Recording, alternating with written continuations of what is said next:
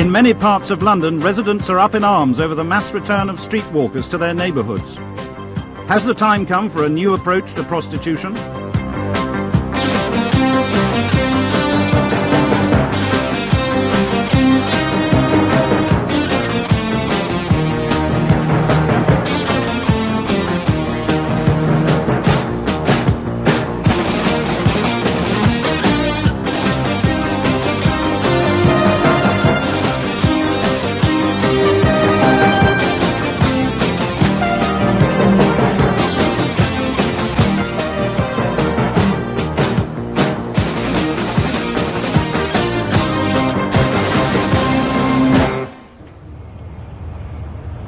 Argyle Square, just across the road from King's Cross Station.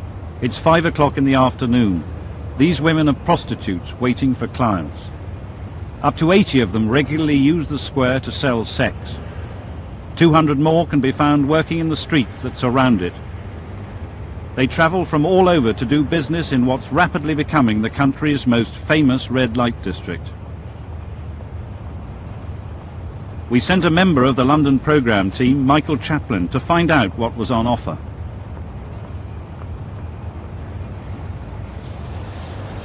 Hi. Well, how much are we talking about? 20 in the flat. And the flat on top of that? Yeah, that's all in.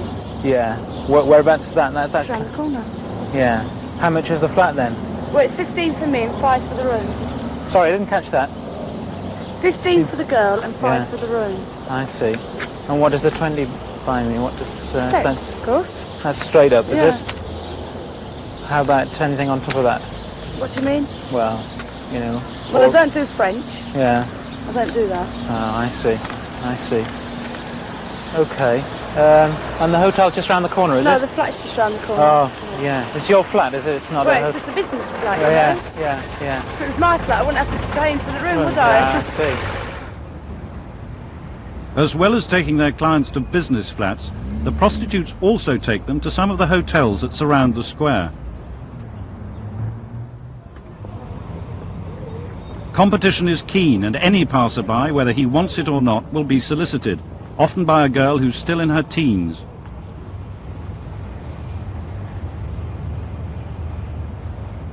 But most of the prostitutes' business is conducted in the cars of the men who constantly cruise the square looking for them.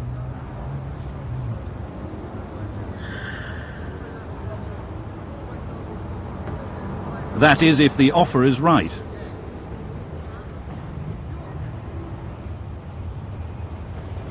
One of them told us why doing business in the car is so popular. You use the cars mostly at night. I mean, you can't really perform during the day in the cars. So what you do during the day is you use the hotels or some of the flats.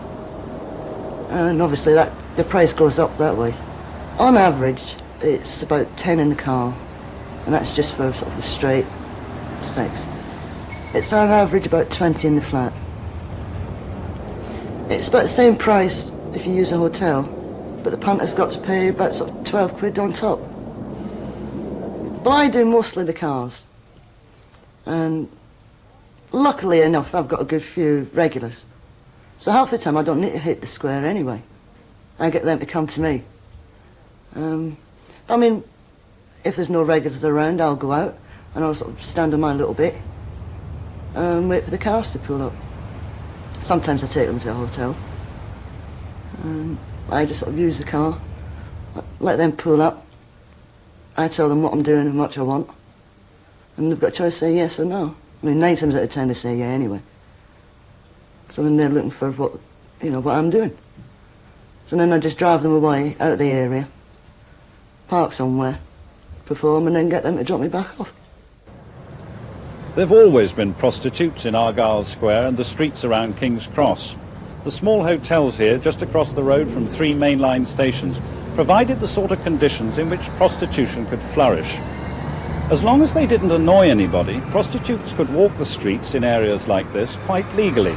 In fact, street walking was the accepted way of doing business. That was true up to the late 1950s, when the all-too-familiar sight of the streetwalker, particularly around Soho and Piccadilly, began to cause public disquiet, and it became the subject of films about the sleazy side of London life.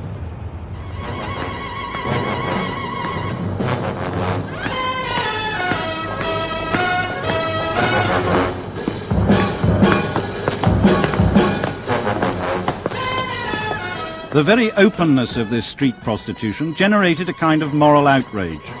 Under pressure from public opinion, the Conservative government of the day set up a royal commission under Sir John Wolfenden, a prominent educationist, to look at the problem and come up with some solutions.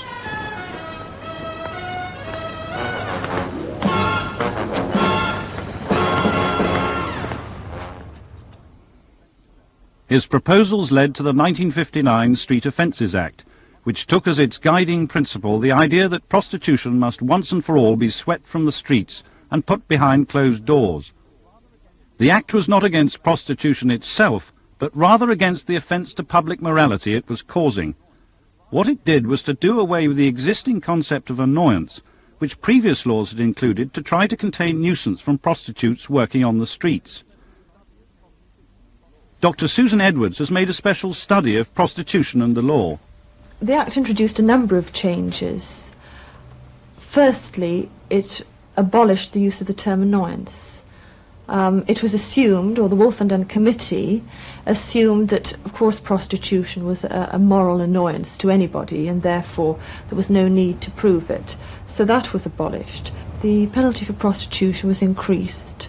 Fines were increased, and imprisonment, which hitherto was 14 days, was increased to 3 months.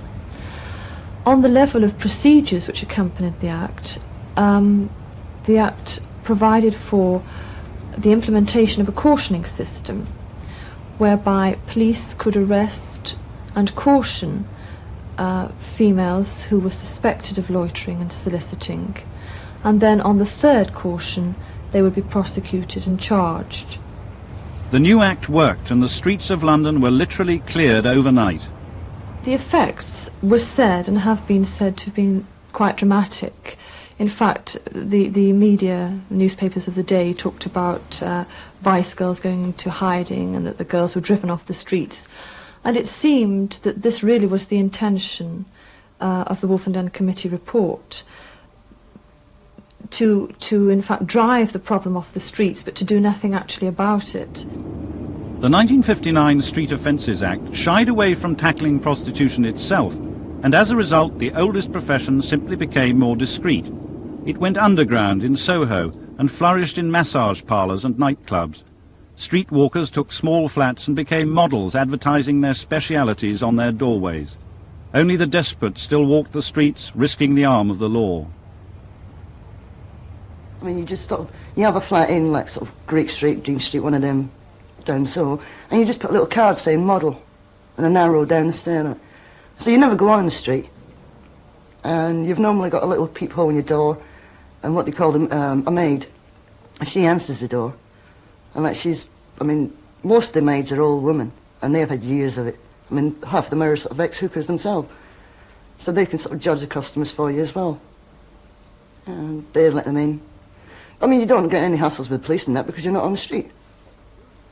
Although you're doing the same thing. During the 60s, much of the prostitution was taken under the wing of Soho's burgeoning sex industry. But by the 70s, a whole new set of circumstances was arising which would create the conditions for the return of the streetwalker to the pavements of London. The first was the realization that prison was no longer a deterrent. Some prostitutes looked upon it as an occupational hazard. Others, like Angela, who went on the game when she was 13, were simply forced deeper and deeper into prostitution. The times I went into prison, you see, it's messed me up all the way through my life. And each time I've lost my flat, I've had to move area, I've lost my money, and I've had to start again every single time. And it's so depressing, sort of thinking, walking out of them gates, you know, where am I going to go now? And you have to start by going on the streets again to get your money to get you somewhere. I mean, prison doesn't get you anywhere except from the beginning. Helped by the English collective of prostitutes, a pressure group who champion prostitutes' rights, Angela, after serving more than a dozen prison sentences, is now off the game. But the repeated failure of imprisonment to deter women like her has led magistrates generally to give fewer and fewer prison sentences for prostitution. But it's been for practical rather than altruistic reasons. Some women are going to go on the street to pay the bills. I mean, what do they think happens when there's no money in the house? Well, over the last few years, the reluctance to sentence women to terms of imprisonment for this offence is not just because of some benevolence on the part of magistrates, but I think it's also because of changes in public policy, and it's also because of the situation we have in our British prisons. The debates of the last few months have reflected this, and in fact even Lord Lane, the Lord Chief Justice, said earlier this year that prison never did anybody any good. Without an effective deterrent, all that was needed for prostitution to make its comeback to the streets of London was the right impetus. In the mid-1970s, this came initially from the activities of the Yorkshire Ripper, who from 1975 on caused northern prostitutes to seek safer working conditions down south. They were the first of the away day girls. Up north, like Leeds and that, were a lot of the girls that were hustling up there. I mean, they didn't want to take a chance of being the next one found in a ditch or somewhere. So, I mean, you got all of them coming down here. I mean, and there's a lot more rapes and all that up north compared to sort of actually down here. And, oh, well, you know, who wants to go out hustling if you know you might get a hatchet in your head or something? So, I mean, all the girls sort of started coming down here when that happened. This southward migration has continued and grown under the effects of the recession, which has cut deep into men's pay packets and reduced the number of potential clients.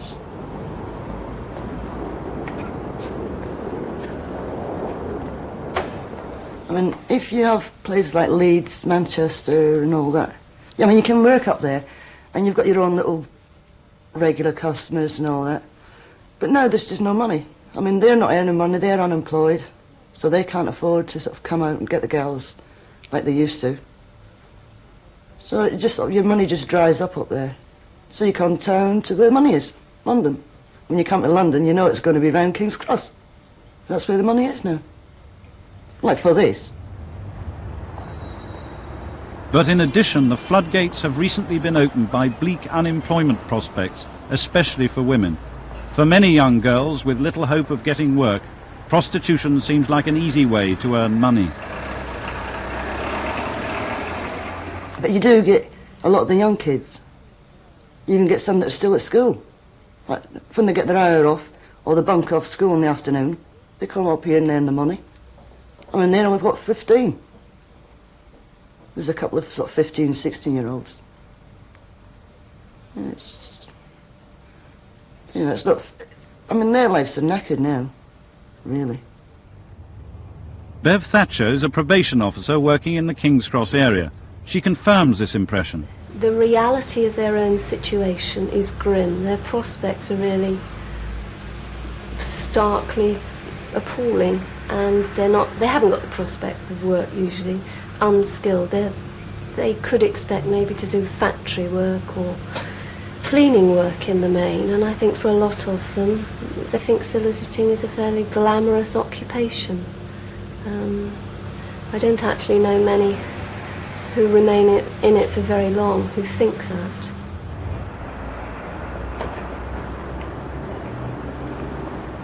Not only is there no glamour in soliciting, but in the neighbourhoods where it takes a grip, the round-the-clock presence of high-profile prostitution is beginning to upset local residents, especially those with young children. Mrs. Elaine Avery's lives with her family in one of the many blocks of council flats that overlook the playground in the middle of Argyle Square.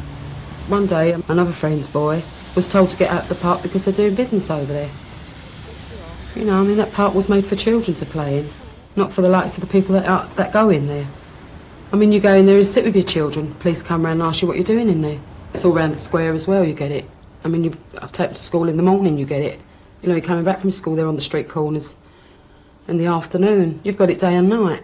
You know, you can't walk down. I mean, after about 6 o'clock, you're frightened to go down the street. Because, you know, you never know who's behind you or who's in front of you. There's cars parked on both sides of the road there. For the women residents of the area, it's the prostitutes' curb-crawling clients that cause the most distress and offence. Local hoteliers Terry and June Foley experience this problem every day. My daughter herself, I have to go down and escort from the bottom of the road, from the underground, up to the top of the road to the hotel, because she gets approached by, what would you term, punters. My wife's even been approached, and she's old. I mean, you know, she's even been approached. You go out there and you get just molested by anybody that's in a car, just walking down the street. And it's not very nice to walk down the street on your own at all and get a car pulls up and asks you to get in, how much is your business and everything else. The noise is terrific out there. You can I never hardly have any sleep. I'm up at 6:30, I go to bed about 1. I get up again at 6:30, but in that time I think I get an hour's sleep with the noise that goes on out in the streets, the arguing and the people arguing over the money business and everything else and what they've done and how much they've done and how they've done it and everything else. It's terrible, just lying there listening to it. You wouldn't care if they just talk quietly, but they don't. They just shout and bawl. Go away, white child.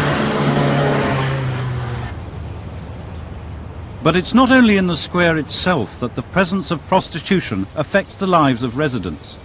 The prostitutes who use the flats in the older tenement blocks of the Hillview estate at the back of the square have brought their lifestyle right onto the residents' doorsteps.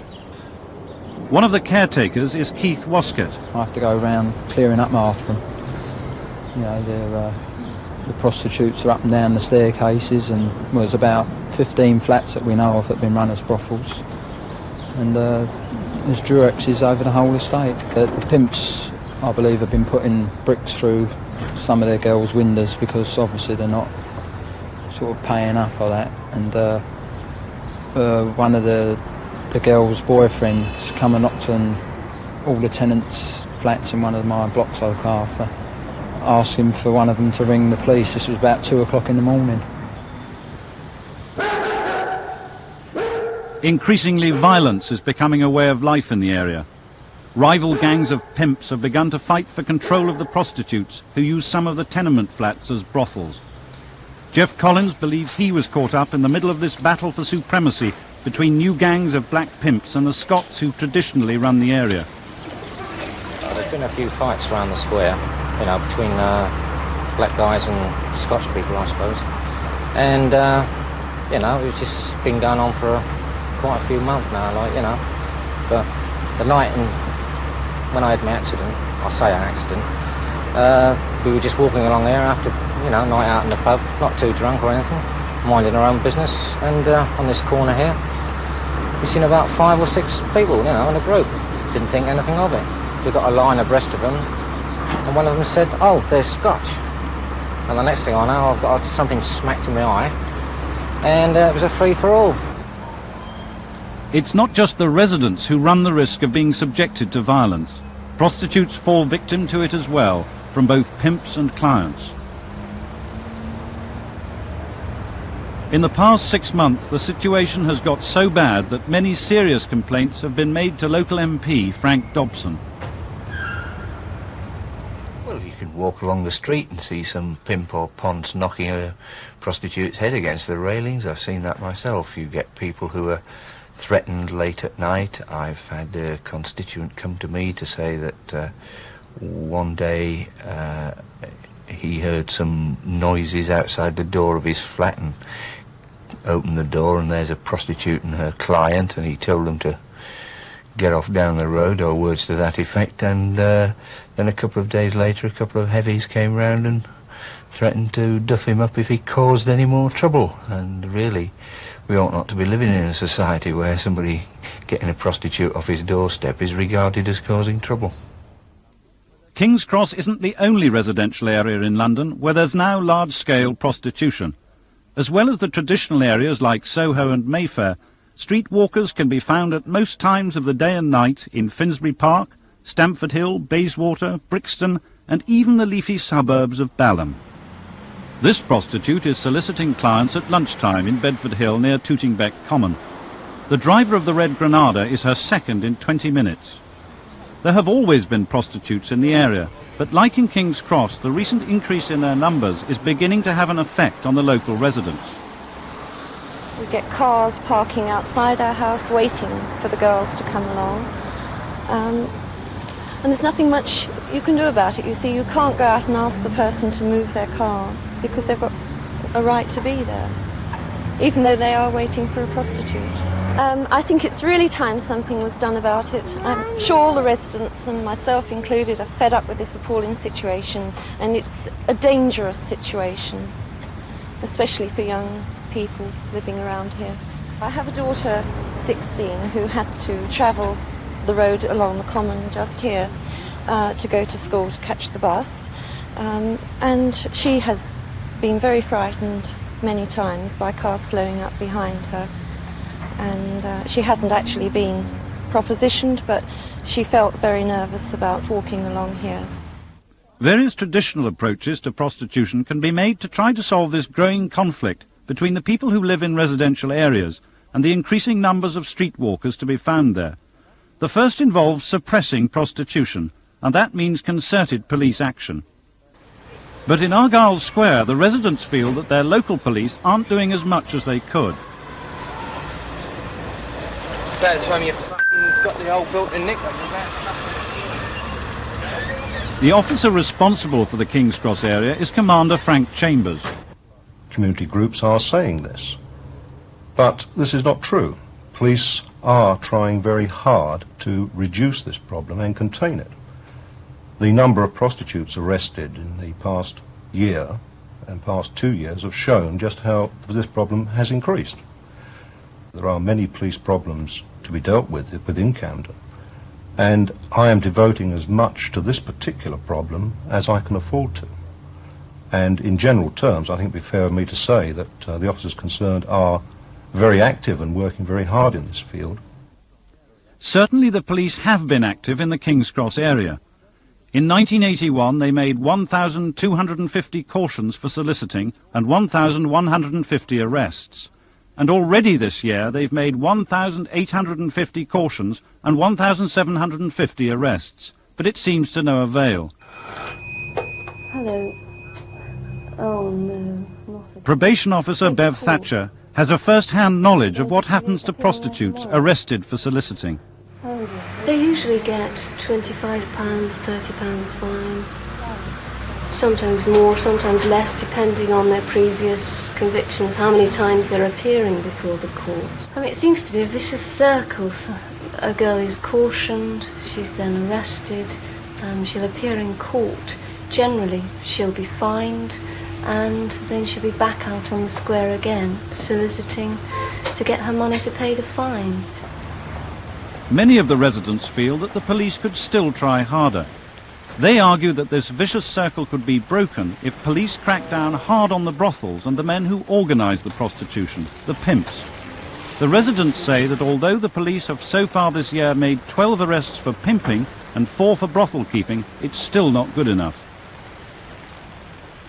Well, we are taking as much action as we can, and I really must point out that this is a very difficult task for police to undertake because of the nature of the offence and the evidence that's required. In fact, to acquire sufficient evidence to sustain a prosecution for either of these two offences can involve police in a prolonged observation which can indeed take weeks if not months. And indeed, if we were in the position of getting sufficient evidence in, say, a period of 5 days of intensive observation, we would consider we've been very lucky. It's a very long process. The evidence required is difficult to obtain. The existing law on street offences is quite clearly failing to solve the problems prostitution is now causing. It's not that the police and the courts don't enforce the law, they do, but with only temporary effect. So what else can be done? Some residents believe it's the curb-crawling clients in their cars who are the real problem. If you get rid of the cars, they say, the problem will be solved. But that isn't as simple as it might seem. These streetwalkers in Stamford Hill, North London, are soliciting curb-crawling clients on the corners of East and West Bank where it meets Amherst Park. The cars cruise round the block before picking them up. Some of the people who live here have asked the council to close these roads to through traffic, but not everyone thinks this is a good idea. Already 600 residents in neighbouring streets have signed a petition protesting against the scheme. This is a known area for that sort of thing. We found that out after we moved. You know, when we moved here, other people told us that this was an area for that sort of thing. And actually, they mainly stay on those roads that they're going to close. So that means those sort of people will stand on our corner, and we'll also get more traffic and all these people coming around in cars for the girls. We know it happens because in the past, the wife and her friends and other people who live in this area have all been molested along here. Like, when I say molested, car creepers, you know, they crawl along the curb and whistle and ask you if you want business, that sort of thing. Well, that has died off recently, but if you close these other roads where it's still going on, you're going to force it back here. But if suppressing prostitution doesn't work, there's a second traditional way of approaching it, and that involves regulating it with the full consent of the law, as they do in other parts of Europe. This is the Eros Centre in Hamburg, where prostitution is legal and controlled by the state. The film was shot secretly in black and white by the BBC. The prostitutes who work here process several thousand clients a day in hotel rooms above the meeting hall. They pay a pimp to use one of the rooms, who in turn rent them from a syndicate who own the hotels. The government taxes the syndicate's total earnings. Prostitutes are registered and have regular medical checks. What do you think about that? You want to look at that? Oh, in a minute, maybe. Oh. How much? 30 marks. 30 marks. Yeah. For how long? For nice. Recently in this country, this way of dealing with prostitution has found favour with some local councils. In Southampton, where there are many prostitutes, the council has asked for powers to build its own brothel, to put a stop to the nuisance prostitution causes the residents of their own red light area. Yes, prostitution is the oldest profession, and neither this council nor the law of the land will prevent it. But what we can do is to say, not here, but there. And there means not in residential areas and not in unhygienic conditions. Although this may sound like a good idea, it needs the cooperation of the prostitutes themselves to make it work. In Germany, 88% of prostitutes have opted to stay illegal rather than work in the licensed brothels. In this country, prostitutes' pressure groups are opposed to the idea.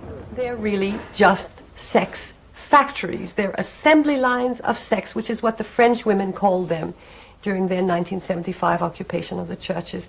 This is so literally the case. You can only really believe it if you see it with your own eyes. I mean, it's a way of locking you in to your work. You are on an assembly line, you are merely an object, and you're there, just as a machine. We don't want that. None of us wants that. And what the women have said is they will take us into brothels kicking and screaming. We are not going. We are not going. That's what the Southampton women said. That's what women all about are saying.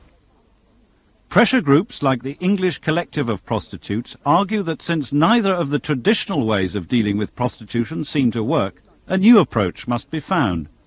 They'd like to see prostitution decriminalised and all the laws to do with it abolished. The prostitution laws look like they're keeping prostitution in check. In fact, all they're doing is, persecuting the women who work in the sex industry. They think that's unjust, unfair, and it segregates one set of women from the rest of society and pushes you into a ghetto, destroys your family life, makes it really difficult for you and your children, and perhaps a man, to live together in some peaceable way. We want these laws abolished. We want women to be able to use their bodies as they choose. What consenting adults do in private is your own business, which the law shouldn't interfere with.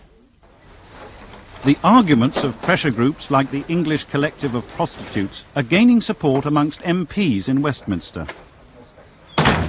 Decriminalisation might help, because one of the basic problems is that anybody operating as a prostitute must break the law and must get other people to break the law to help them carry out their profession. and so that puts them in the hands of violent criminals. So there are arguments in favour of decriminalisation. But it's unlikely that public opinion is ready for this radical step. And in any case, it wouldn't do much to reduce the present conflict between the residents and the prostitutes in Argyle Square. Even if the criminals went, the prostitutes and their clients would still remain. But there's one other reform that's being suggested, a move to prosecute curb crawlers that on the face of it might make life easier for the residents. You working? London programme reporter Jerry Gable is posing as a curb crawler. Although what he's doing at the moment isn't illegal, it could be in the future. I don't see anything close round. You can't touch me. I've just been arrested, so you can't. A Home Office working party, the Criminal Law Revision Committee, is likely to recommend next month that curb crawling be made a criminal offence. There's a reasonable chance that it'll become law, and for the first time men will be liable to prosecution for soliciting as well as women. But the police foresee difficulties in enforcing it. It depends on the nature of the law that's produced, quite frankly. One of the aspects of it was that it should relate to persistently accosting women for sexual purposes. It would be difficult, I think, to get sufficient evidence to establish sexual purpose.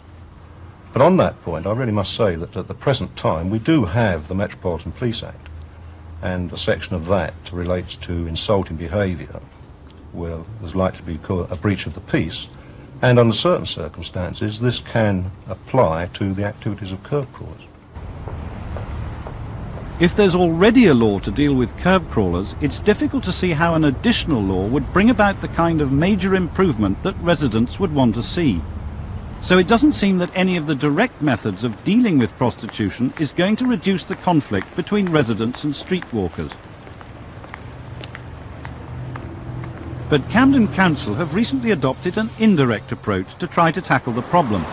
They plan to spend £9 million giving a facelift to the whole area, pulling down the tenement blocks which house the brothels. In their place, they want to build maisonettes. It won't solve the problem, but I am absolutely convinced that the prostitution is imposed or superimposed on all the social problems of the area, and one of the main problems of the area is the fact that it is physically very run down, that there's a lot of poor housing, that its future's uncertain, and so that leads to use of some of the flats by prostitutes and a general air of dereliction which partly encourages the violence. So I very much welcome the efforts of the council and the intentions of the council to knock down some of the existing blocks and replace them by decent housing. But even if this facelift were to happen, the prostitutes might stay on and operate from the new buildings. More probably, they'd simply take their business to another rundown area of London, and the conflict with residents would start all over again. It's exceedingly unlikely that prostitution will ever disappear altogether, and it's always likely to flourish in a deteriorating social and economic climate. With a recession and high rates of unemployment of the 80s, it's probable that prostitution will continue to increase in London. The streetwalker could be back for some time to come, and even more Londoners are going to have to learn to live with her and her clients, whether they like it or not.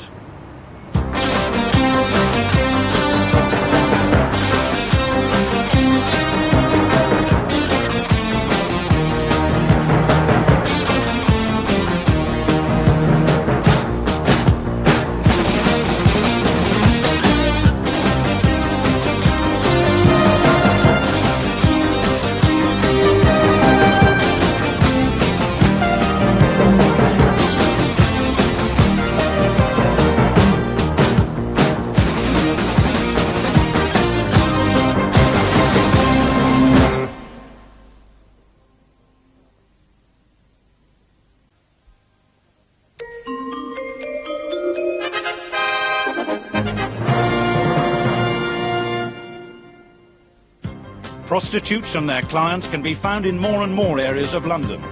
But in Stockholm, Sweden, there are fewer prostitutes on the streets because of a unique new initiative. Would the Swedish solution work with London prostitutes?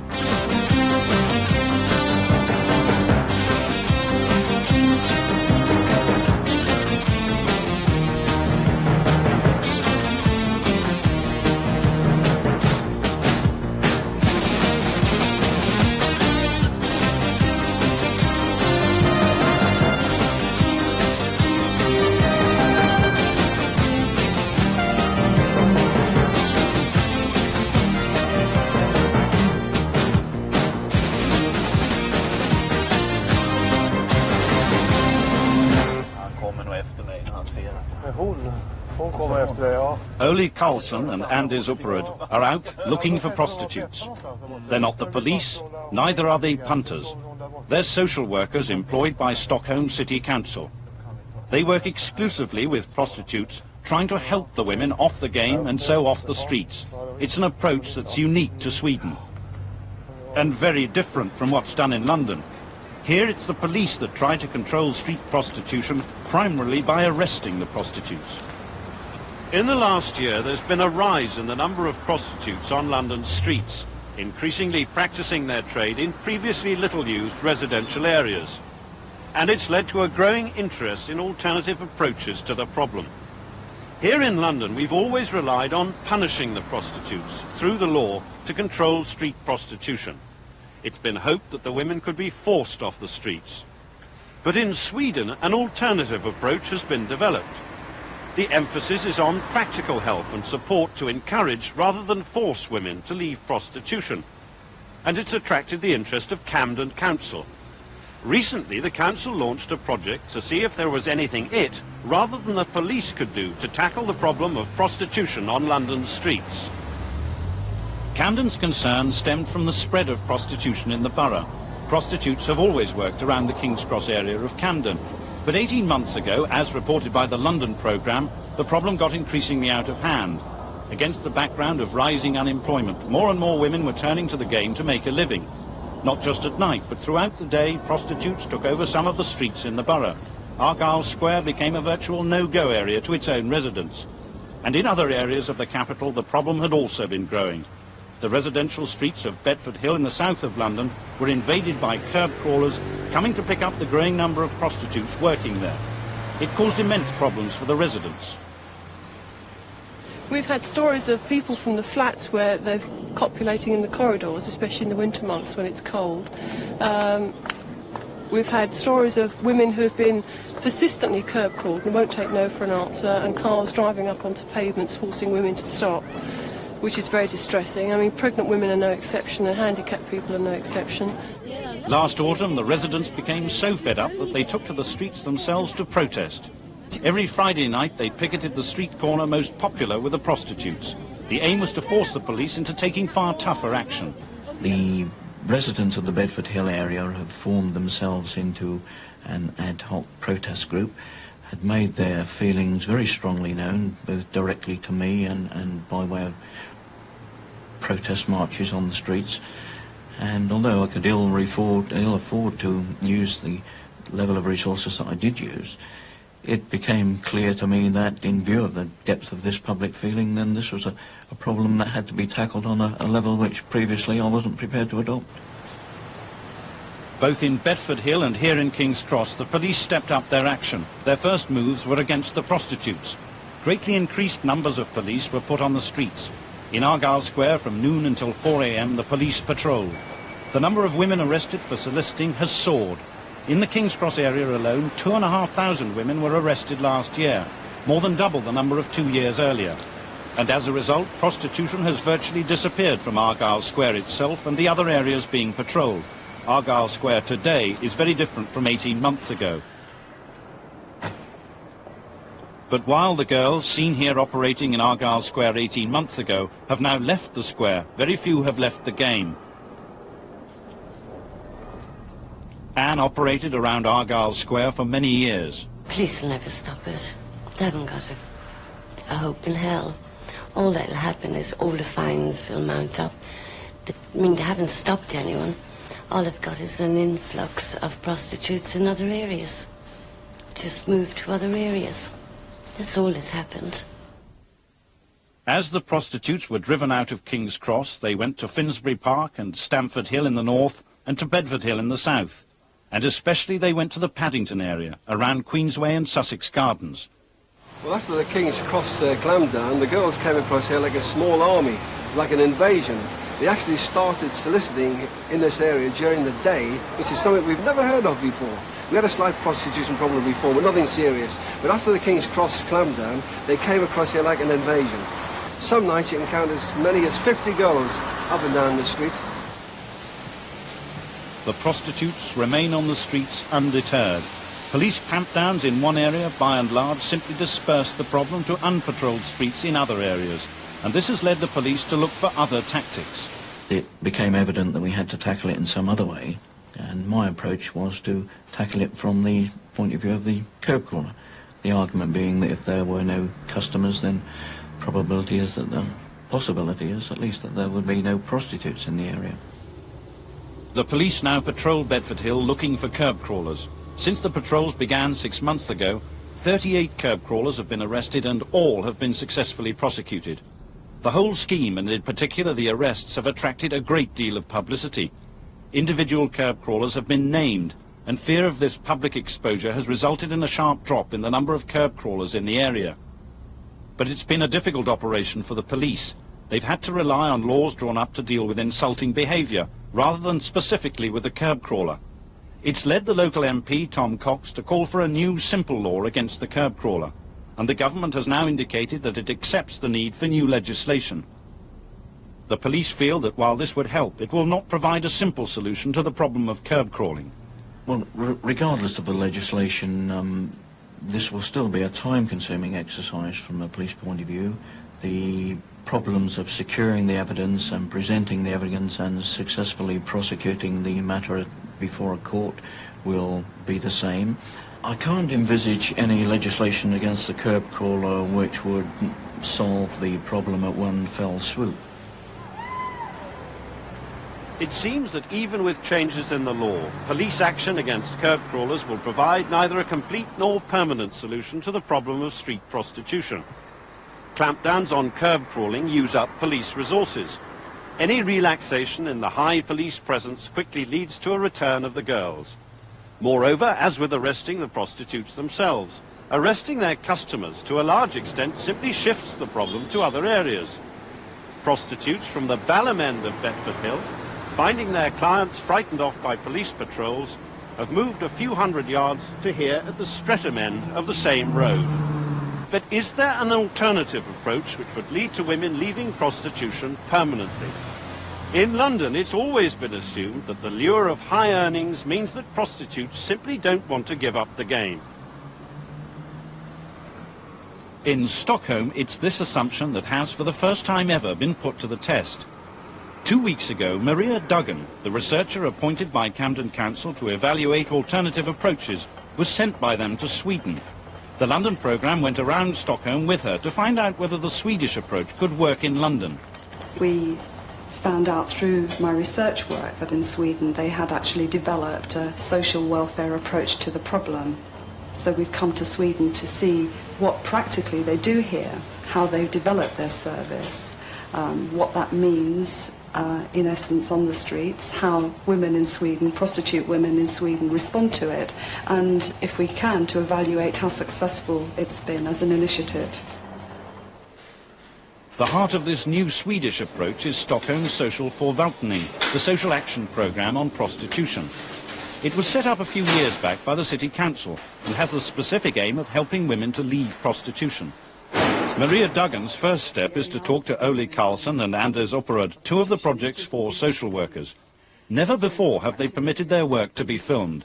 In Sweden you seem to have a different way of dealing with it, and I'm very interested in why you think this is a more effective way of dealing with the problem of women who work on the streets.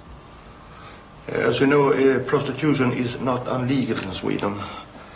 You know, every woman has a right to go out and be a prostitute, and we look at prostitution as a social problem, and that's the base on which we are working. We are social worker, and we have choose this way to go out in the street working with these girls and trying to help them, and I think that is the most effective way to work with this kind of social problems.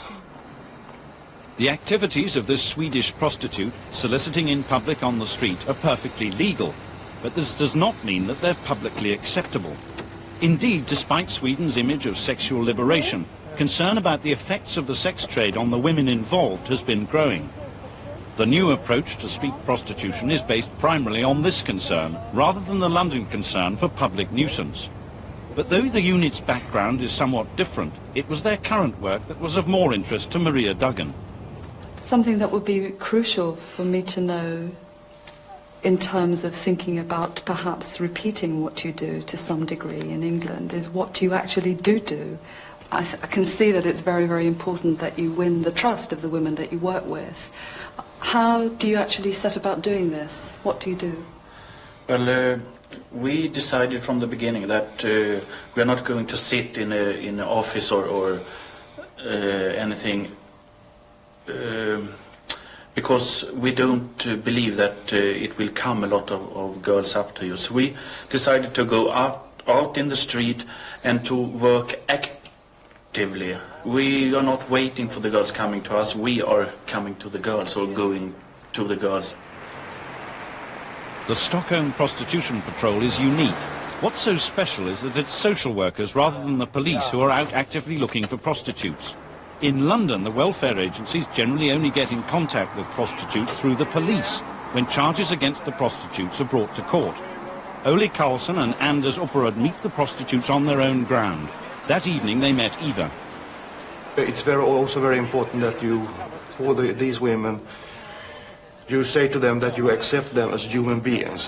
What you doesn't expect is what they are doing. You doesn't accept that they are a prostitute, but as a human being, because to be a prostitute, your self-respect is very, very low. Their first contacts with prostitutes are tentative. They've asked Eva to come for a meal. It's a bitterly cold night and it's difficult to talk for long on the streets. Through such contact, they hope to win the prostitutes' respect. Gradually, they want Eva to talk about her work. She's been soliciting for the last 2 years. The unit's first step is to make the women confront how they feel about being a prostitute. It's a real thing, actually. It's I don't feel good about it. It hurts me a lot. I can feel that it disturbs my own morality. It disturbs my own sex life. It's a lot of things about it which is very hard for me to deal with. Many Swedish prostitutes feel that their work is demeaning and so want to leave the game despite the financial rewards. The unit's next step is to offer practical help. Frequently, the women have immediate problems that need sorting out, problems that are often the reason why they entered prostitution in the first place. Sorting out these difficulties will usually depend on Stockholm Council's welfare services. If the girl wants, we will come with them to the social welfare office or to the employment agency and to be support for them when they're meeting new people, because it's different or difficult for the girls to meet new people every time, and quite often it's we who have to talk about the prostitution situation, to tell our colleagues in a welfare office that they has been a prostitute for a couple of years, and now they want to get away from the street.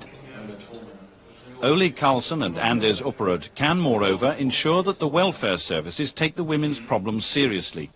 The unit works closely with these services, and short-term practical problems can often be sorted out.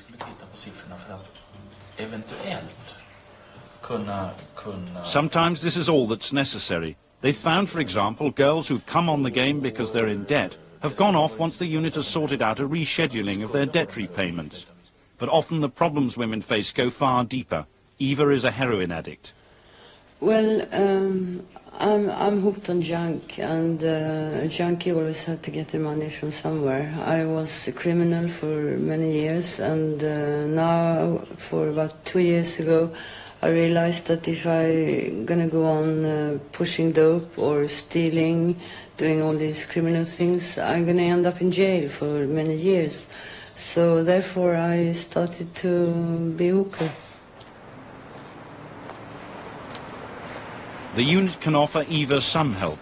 They can give her priority access to drug treatment centres, but breaking the habit can be long and difficult. And even these centres are not always successful. Drug addiction, which affects a significant proportion of the unit's clients, has proved to be their most intractable problem. But other prostitutes have other sorts of problems. To assess what would be needed if the Stockholm scheme was to be tried out in London, it was important to know what was involved in dealing with these problems. I'm aware of what you can do by contact with housing and social security offices and things like that. What else can you offer? They want to get in the society in a proper way, and they want to have a work, for example, and then perhaps you have to send them to a school, or to help them to go to school, to get an education. 25-year-old Mia was helped in this way. I was a prostitute, and this group found me in the street. They helped me for 7 months, and I was still in the street. But they believed in me, and they helped me with money and to start school. Without this group, I would still be in the street. I know that. For Marianne Wistedt, a prostitute for many years, the child care qualifications she gained enabled her to get a job. She works looking after children during out-of-school hours. On the practical side, it's ensuring that the women have the qualifications needed for employment that is, for many, the key to coming off the game. Even though their subsequent employment is generally worse paid, the women will nevertheless leave prostitution permanently. But there's another, often more difficult, long-term problem. Marianne found she had to face up to the most deep-seated problem of all, regaining self-respect. Well, the hardest for me was that I couldn't meet men.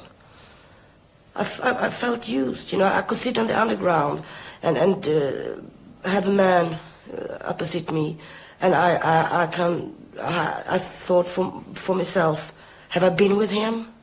What is he thinking about when he looks at me? Is he making love with me in his thoughts? You know, it's very hard, because you can't ever forget it. It's always there, because you meet men all over the whole life. And that was the hardest for me, because I felt so dirty and so low. I had no right to live. And that you need help with, to understand why you become a prostitute. It's not your fault, but you need help to understand that. And it takes a long time. Marianne has now gone through this process and is soon to be married to her boyfriend Bjorn. Getting the prostitutes to face up to their feelings was the unit's first step, and helping the women to come to terms with these feelings is the final step. When this has happened, they no longer go out on the streets to solicit. Marianne feels the rewards have been high. It means that I can live again, that I can live together with Björn. I'm a normal girl. It's nothing different. I'm just like any other girl. I'm a human being. I'm Marianne. But there are still prostitutes on Stockholm streets. Maria Duggan went with translator Brigitte Musso to find out if they'd been contacted by the unit, and if so, why they had not come off the game. Some women felt critical of the social welfare approach because they seemed to have no problem in defining themselves as prostitutes, and in fact hadn't professed a desire to change that way of life, and on that basis felt that the fact that there was a contact with social workers on the street was an interference in their business, and it limited their capacity to earn money. But by and large, the women seemed to welcome that contact and to rely, in fact, on that steady and consistent contact with recognised faces, and to use the services, and that this was the sort of flexible and sensitive support they needed if they were to change their lives. We have to look up them. The success of the Stockholm project is difficult to measure precisely, but certainly there are fewer prostitutes on the streets than there were when the project started. This is also true of the two other Swedish cities, Malmö and Gothenburg, where this welfare approach has been tried, and it's in sharp contrast to the rest of Sweden. Indeed, in Malmö, where the scheme was first tried, there were so few prostitutes left on the streets that the unit closed down. But while the Swedish approach does work in Sweden, if Camden Council were to try it out here in London, they'd be transplanting it into a very different set of public attitudes and social circumstances. So would the Swedish approach work here? The Swedes' success was built on the realization that many prostitutes wanted to come off the game because they found the experience of being a prostitute brought high personal costs. Here in London, it's always been assumed that the girls are more interested in money than anything else.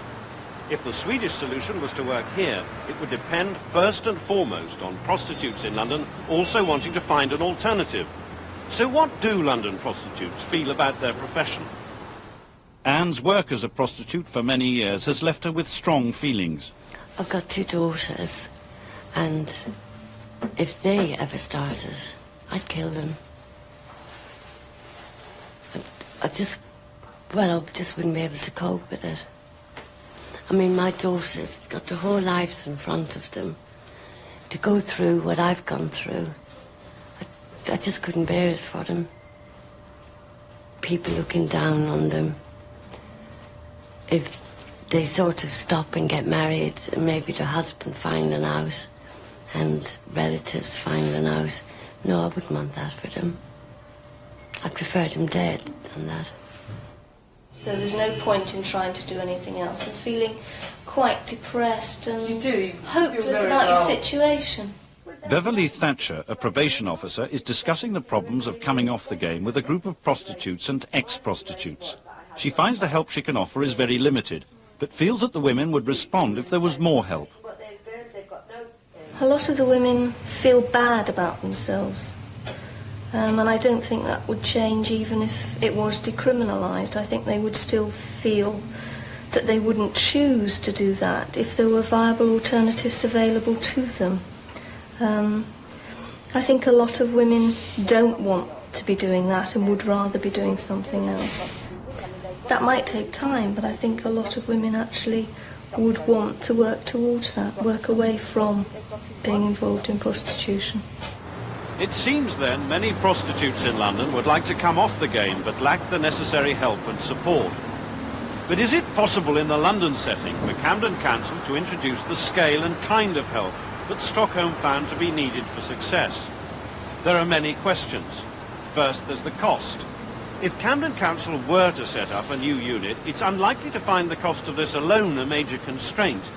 Only a handful of specialist workers would need to be appointed, and the cost of that would be relatively small. But for a new unit to be effective, other parts of the welfare state would have to cooperate. But giving help to prostitutes might sometimes be at the expense of others. Camden's housing department, for example, would have to house some of the women. But as these people waiting at the council's homeless persons unit find out, the borough faces a tremendous housing shortage. Camden can't even house the homeless people already coming to their door. People like Leela Kelly, a single parent with 2 children. Winning cooperation may therefore be more difficult to achieve than in Sweden. Our welfare services are less developed and much more stretched. This could lead to some public backlash among those already struggling to gain access to council services. Finally, there's the question of scale. The scheme has worked well in Stockholm, but the city is small and prostitution is much less of a problem there. London is a very different proposition. It hasn't just got 1 or 2 red light districts, but several, and has many hundreds of prostitutes. However, all the signs are that Camden will be going ahead with a project of their own. Other London boroughs with prostitution problems will be watching closely. If the Camden project succeeds, then the Swedish welfare approach could be adopted more widely in the attempt to deal with street prostitution in London.